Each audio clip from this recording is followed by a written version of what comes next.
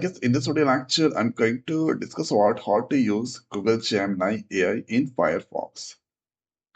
So opening the Firefox, or then or this place you can see or this icon. So sidebar, click this. Then you can get there.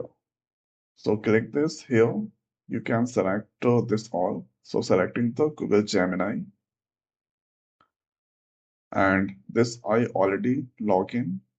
So from here you can create image, explore cricket, music, and many more. So let's go there, and again selecting this place, Google Gemini. Okay, ask any question. Let's give there hi. So you can get this answer. Uh, just asking what is Gemini.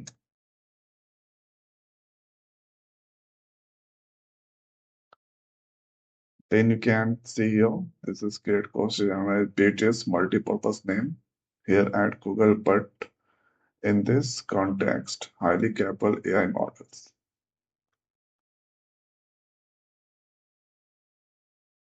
So now I'm going to ask their high scale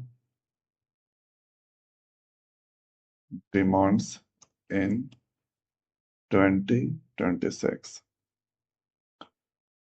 So you can see there, this is our displaying AI technical skill, human center, judgment, and this all.